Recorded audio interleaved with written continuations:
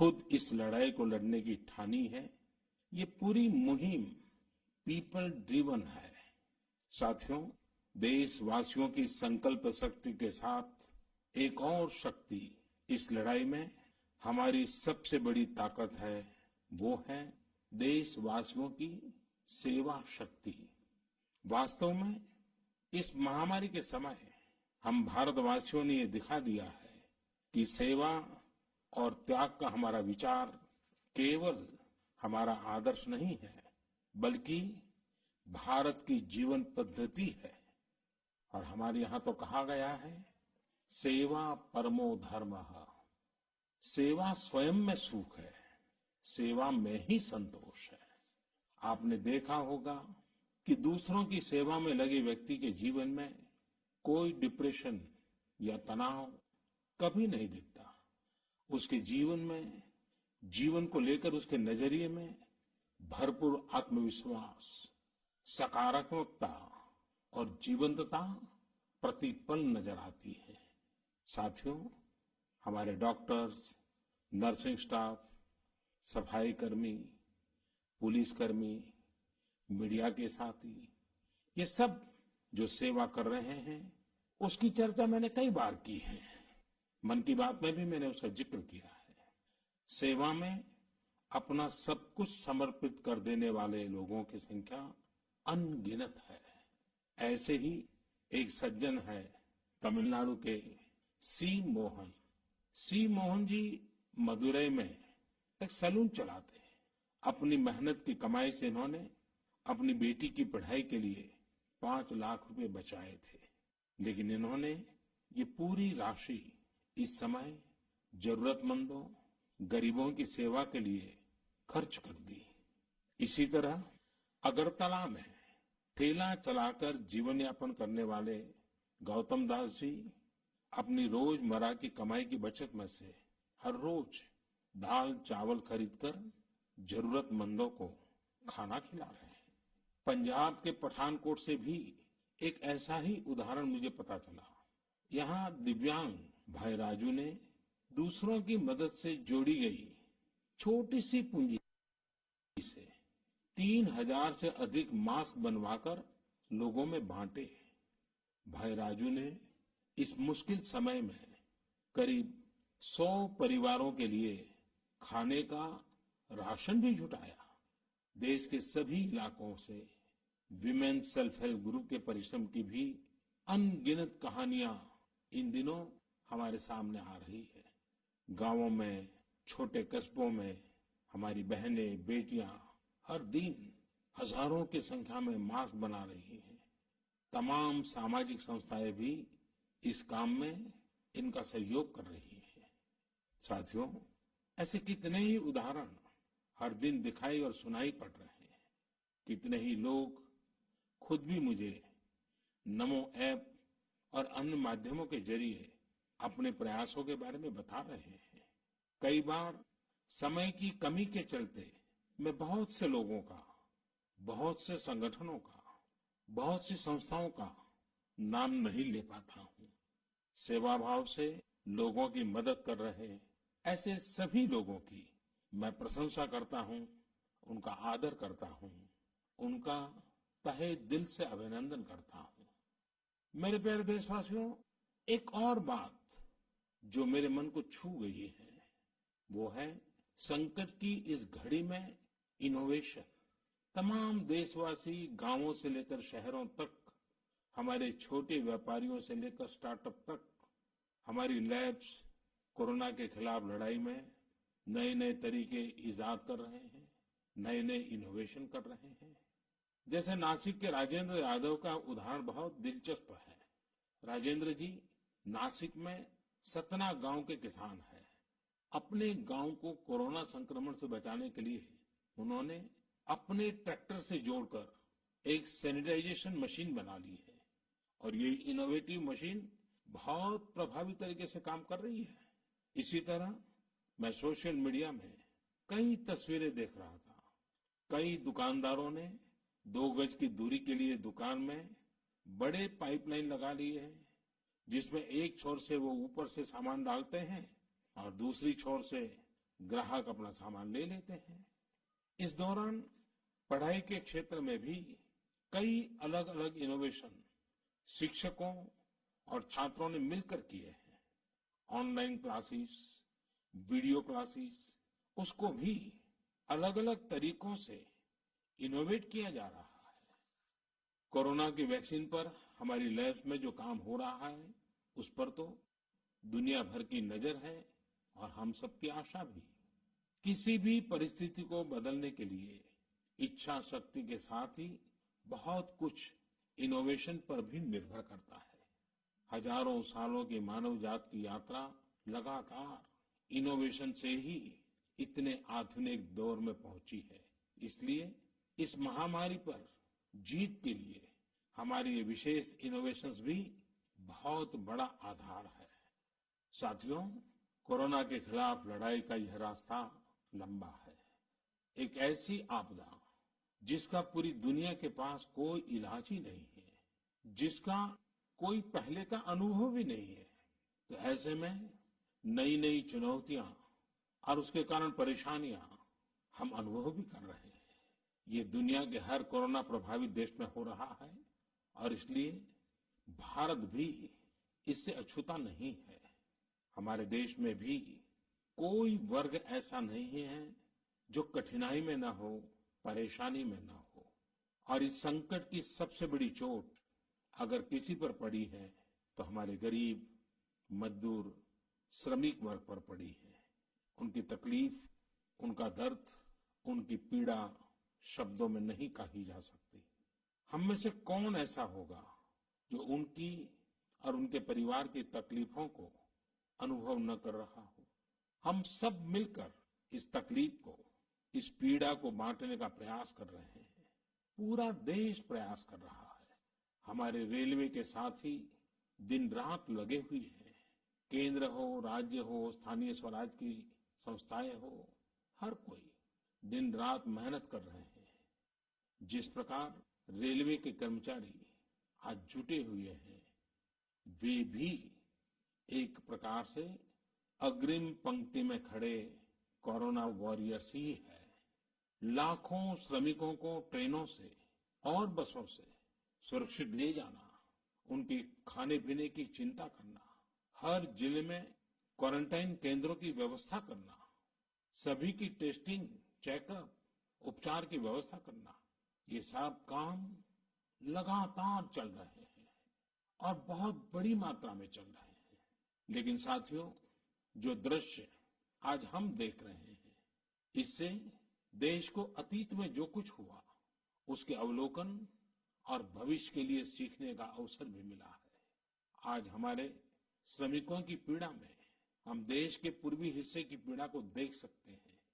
जिस पूर्वी हिस्से में देश का ग्रोथ इंजन बनने की क्षमता है, जिसके श्रमिकों के बाहुबल में देश को नई ऊंचाई पर ले जाने का सामर्थ्य है, उस पूर्वी हिस्से का विकास बहुत आवश्यक है। पूर्वी भारत के विकास से ही देश का संतुलित आर्थिक विकास संभव है। देश ने जब मुझे सेवा का अवसर दिया, तभी से हमने पूर्वी भारत के विकास को प्राथमिकता दी है। मुझे संतोष है कि बीते वर्षों में इस दिशा में बहुत कुछ हुआ है और अब प्रवासी मजदूरों को देखते हुए बहुत कुछ नए कदम उठाना भी आवश्यक हो गया है और हम लगातार उस दिशा में आगे बढ़ रहे हैं। जैसे कहीं श्रमिकों की स्किल मैपिंग का काम हो रहा है, कहीं स्टार्टअप्स इस काम में जुटे हैं, कहीं माइग्रेशन कमीशन बनाने की बात हो रही है। इसके अलावा केंद्र सरकार ने अभी जो फैसले लिए हैं, उससे भी गांवों में रोजगार, स्वरोजगार, लघु उद्योगों से जुड़ी विशाल संभावनाएं खुली हैं। ये फैसले इन स्थितियों के समाधान के लिए हैं, आत्मनिर्भर भारत के लिए हैं। अगर हमारे गांव आत्मनिर्भर होते, हमारे कस्बे, हमारे जिले, हमारे राज्य आत्मनिर्भर होते, तो अनेक समस्याओं ने वो रूप नहीं लिया होता जिस रूप में वो आज हमारे सामने खड़ी है। लेकिन अंधेरे से रोशनी की ओर बढ़ना मानव स्वभाव है। तमाम चुनौतियों के बीच मुझे खुशी है कि आत्मनिर्भर भारत पर आज देश में व्यापक मंथन शुरू हुआ है। लोगों ने अब इसे अपना अभियान बनाना शुरू किया है। इस मिशन का नेतृत्व देशवासी अपने हाथ में ले रहे हैं। बहुत से लोगों ने तो ये भी बताया है कि उन्होंने जो जो सामान उनके इलाके में बनाए जाते हैं, उनकी एक पूरी लिस्ट बना ली है। ये लोग अब इन लोकल प्रोडक्ट्स को ही खरीद रहे हैं और वोकल फॉर लोकल को प्रमोट भी कर रहे हैं। मेक इन इंडिया को बढ़ावा मिले, इसके लिए सब कोई अपना अपना संकल्प जता रहा है।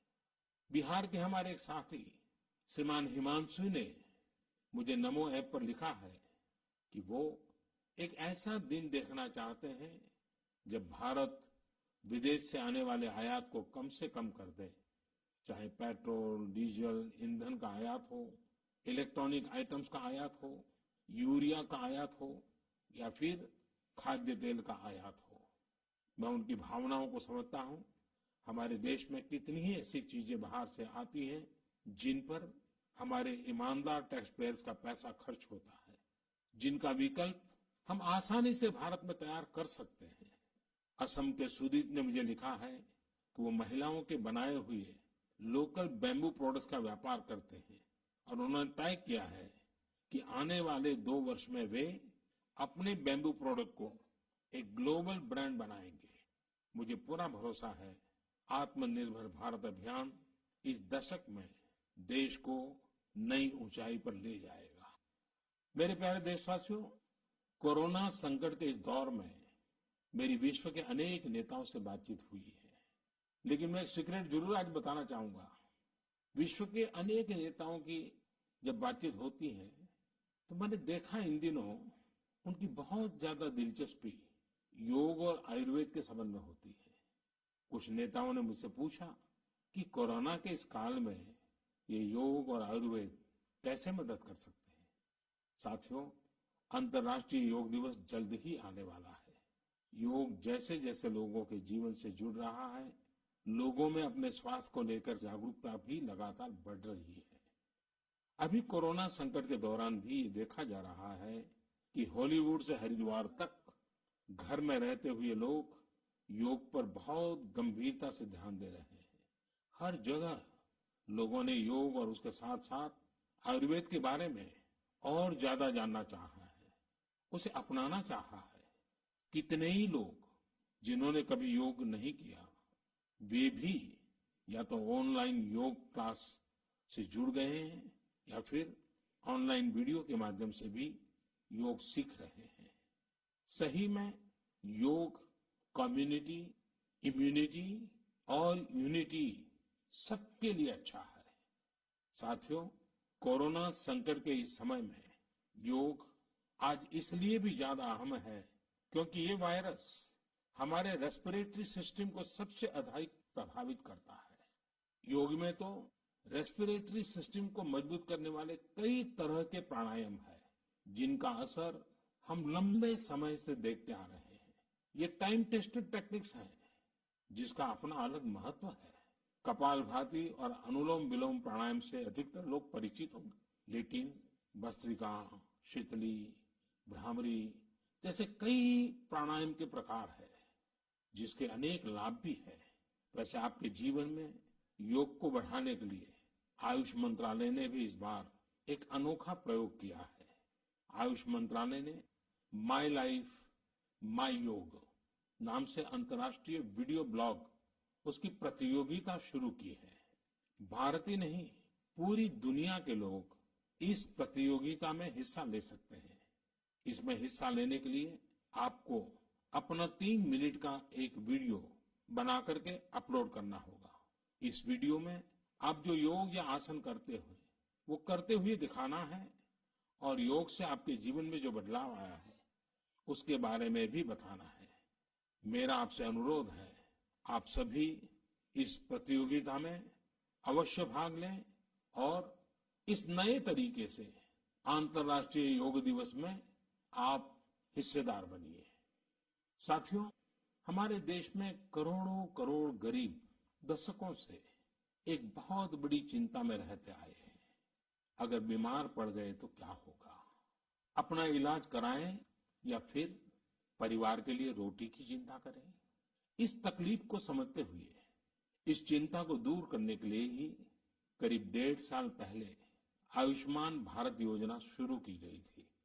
कुछ ही दिन पहले आयुष्मान भारत के लाभार्थियों की संख्या 1 करोड़ के पार हो गई है। 1 करोड़ से ज्यादा मरीज मतलब देश के 1 करोड़ से अधिक परिवारों की सेवा हुई है। 1 करोड़ से ज्यादा मरीज का मतलब क्या होता है मालूम है? 1 करोड़ से ज्यादा मरीज मतलब नॉर्वे जैसा देश, सिंगापुर जैसा देश, उसकी जो टोटल जनसंख्या है उससे 2 गुना लोगों को मुफ्त में इलाज दिया गया है। अगर गरीबों को अस्पताल में भर्ती होने के बाद इलाज के लिए पैसे देने पड़ते, इनका मुफ्त इलाज नहीं हुआ होता तो उन्हें एक मोटा मोटा अंदाज है करीब करीब 14,000 करोड़ रुपए से भी ज्यादा अपनी जेब से खर्च करने पड़ते हैं। आयुष्मान भारत योजना ने गरीबों के पैसे खर्च होने से बचाए हैं। मैं आयुष्मान भारत के सभी लाभार्थियों के साथ साथ मरीजों का उपचार करने वाले सभी डॉक्टरों, नर्सेज और मेडिकल स्टाफ को भी बधाई देता हूं। आयुष्मान भारत योजना के साथ एक बहुत बड़ी विशेषता पोर्टेबिलिटी की सुविधा भी है। पोर्टेबिलिटी ने देश को एकता के रंग में रंगने में भी मदद की है। यानी बिहार का कोई गरीब अगर चाहे तो उसे कर्नाटका में भी वही सुविधा मिलेगी जो उसे अपने राज्य में मिलती। इसी तरह महाराष्ट्र का कोई गरीब चाहे तो उसे इलाज की वही सुविधा तमिलनाडु में मिलती। इस योजना के कारण किसी क्षेत्र में जहां स्वास्थ्य की व्यवस्था कमजोर है, वहां के गरीब को देश के किसी भी कोने में उत्तम इलाज कराने की सहूलियत मिलती है। साथियों, आप ये जानकर हैरान रह जाएंगे कि 1 करोड़ लाभार्थियों में से 80% लाभार्थी देश के ग्रामीण इलाकों के हैं। इनमें भी करीब करीब 50% लाभार्थी हमारी माताएं, बहनें और बेटियां हैं। इन लाभार्थियों में ज्यादातर लोग ऐसी बीमारियों से पीड़ित थे जिनका इलाज सामान्य दवाओं से संभव नहीं था। इनमें से 70% लोगों की सर्जरी की गई है। आप अनुमान लगा सकते हैं कि कितनी बड़ी तकलीफों से इन लोगों को मुक्ति मिली है। मणिपुर के चुरा चांदपुर में 6 साल के बच्चे केलेनसांग, उसको भी इसी तरह आयुष्मान योजना से नया जीवन मिला है। केलेनसांग को इतनी छोटी उम्र में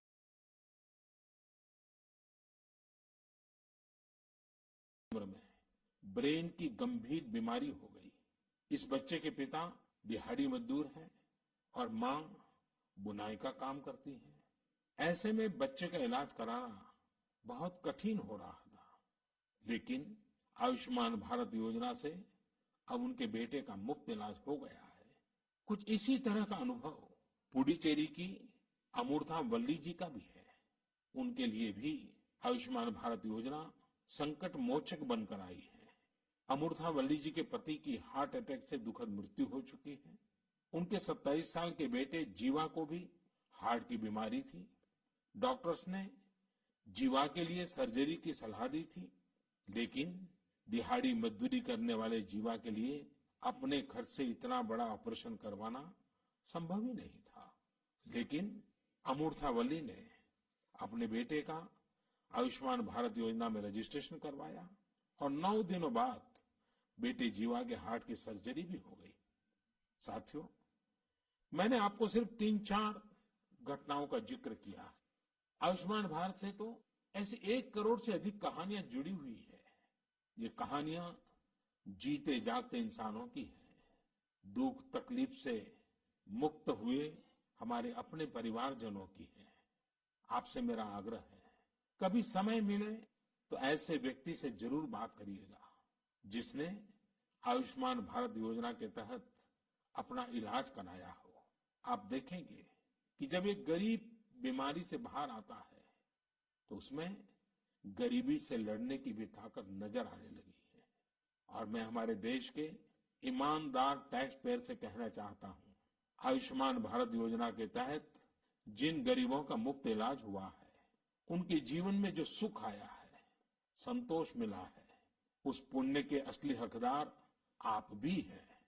हमारा ईमानदार टैक्स पेयर भी इस पुण्य का हकदार है।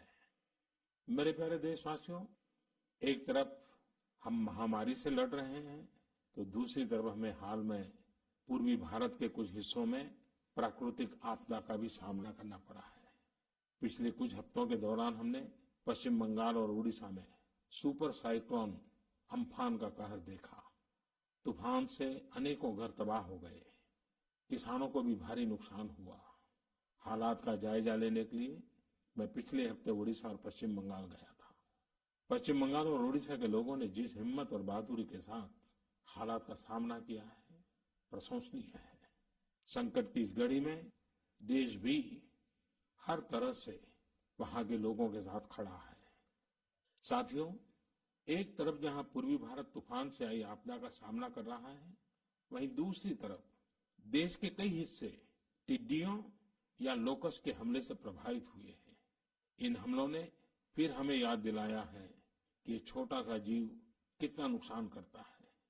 टिड्डी दल का हमला कई दिनों तक चलता है, बहुत बड़े क्षेत्र पर इसका प्रभाव पड़ता है। भारत सरकार हो, राज्य सरकार हो, कृषि विभाग हो, प्रशासन भी इस संकट के नुकसान से बचने के लिए, किसानों की मदद करने के लिए आधुनिक संसाधनों का भी उपयोग कर रहा है। नए नए आविष्कार की तरफ भी ध्यान दे रहा है। और मुझे विश्वास है कि हम सब मिलकर के हमारे कृषि क्षेत्र पर ये जो संकट आया है, उससे भी लोहा लेंगे, बहुत कुछ बचा लेंगे। मेरे प्यारे देशवासियों, कुछ दिन बाद ही 5 जून को पूरी दुनिया विश्व पर्यावरण दिवस मनाएगी। विश्व पर्यावरण दिवस पर इस साल की थीम है बायोडायवर्सिटी, यानी जैव विविधता। वर्तमान परिस्थितियों में यह थीम विशेष रूप से महत्वपूर्ण है। लॉकडाउन के दौरान पिछले कुछ हफ्तों में जीवन की रफ्तार थोड़ी धीमी जरूर हुई है, लेकिन इससे हमें अपने आसपास प्रकृति की समृद्ध विविधता को, जैव विविधता को करीब से देखने का अवसर भी मिला है। आज कितने ही ऐसे पक्षी जो प्रदूषण और शोर शराबे में ओझल हो गए थे, सालों बाद उनकी आवाज को लोग अपने घरों में सुन रहे हैं। अनेक जगहों से जानवरों के उन्मुक्त विचरण की खबरें भी आ रही हैं। मेरी तरह आपने भी सोशल मीडिया में जरूर इन बातों को देखा होगा, पढ़ा होगा। बहुत लोग कह रहे हैं, लिख रहे हैं, तस्वीरें साझा कर रहे हैं कि वो अपने घर से दूर दूर पहाड़ियां देख पा रहे हैं, दूर दूर जलती हुई रोशनी देख रहे हैं। इन तस्वीरों को देखकर कई लोगों के मन में ये संकल्प उठा होगा, क्या हम उन दृश्यों को ऐसे ही बना रख सकते हैं? इन तस्वीरों ने लोगों को प्रकृति के लिए कुछ करने की प्रेरणा भी दी है। नदियां सदा स्वच्छ रहें, पशु पक्षियों को भी खुलकर जीने का हक मिले, आसमान भी साफ सुथरा हो, इसके लिए हम प्रकृति के साथ तालमेल बिठाकर जीवन जीने की प्रेरणा ले सकते हैं। मेरे प्यारे देशवासियों, हम बार बार सुनते हैं, जल है तो जीवन है, जल है तो कल है, लेकिन जल के साथ हमारी जिम्मेवारी भी है। वर्षा का पानी, बारिश का पानी, ये हमें बचाना है। एक एक बूंद को बचाना है। गांव गांव वर्षा के पानी को हम कैसे बचाएं? परंपरागत बहुत सरल उपाय हैं। उन सरल उपाय से भी हम पानी को रोक सकते हैं। 5 दिन 7 दिन भी अगर पानी रुका रहेगा तो धरती माँ के पास बुझाएगा, पानी फिर जमीन में जाएगा, वही जल जीवन की शक्ति बन जाएगा। और इसलिए इस वर्षा ऋतु में हम सबका प्रयास रहना चाहिए कि हम पानी को बचाएं, पानी को संरक्षण करें। मेरे प्यारे देशवासियों, स्वच्छ पर्यावरण सीधे हमारे जीवन, हमारे बच्चों के भविष्य का विषय है। इसलिए हमें व्यक्तिगत स्तर पर भी इसकी चिंता करनी होगी। मेरा आपसे अनुरोध है कि इस पर्यावरण दिवस पर कुछ पेड़ अवश्य लगाएं और प्रकृति की सेवा के लिए कुछ ऐसा संकल्प अवश्य लें जिससे प्रकृति के साथ आपका हर दिन का रिश्ता बना रहे। हाँ, गर्मी बढ़ रही है, इसलिए पक्षियों के लिए पानी का इंतजाम करना मत भूलिएगा। साथियों, हम सबको ये भी ध्यान रखना होगा कि इतनी कठिन तपस्या के बाद, इतनी कठिनाइयों के बाद देश ने जिस तरह हालत संभाला है उसे बिगड़ने नहीं देना है। हमें इस लड़ाई को कमजोर नहीं होने देना है। हम लापरवाह हो जाएं, सावधानी छोड़ दें, ये कोई विकल्प नहीं है। कोरोना के खिलाफ लड़ाई अब भी उतनी ही गंभीर है। आपको, आपके परिवार को कोरोना से अभी भी उतना ही गंभीर खतरा हो सकता है। हमें हर इंसान की जिंदगी को बचाना है, इसलिए 2 गज की दूरी, चेहरे पर मास्क, हाथों को धोना, इन सब सावधानियों का वैसे ही पालन करते रहना है जैसे अभी तक करते आए हैं। मुझे पूरा विश्वास है कि आप अपने लिए, अपनों के लिए, अपने देश के लिए ये सावधानी जरूर रखेंगे। इसी विश्वास के साथ आपके उत्तम स्वास्थ्य के लिए मेरी हार्दिक शुभकामनाएं हैं। अगले महीने फिर एक बार मन की बात अनेक नए विषयों के साथ जरूर करेंगे। धन्यवाद।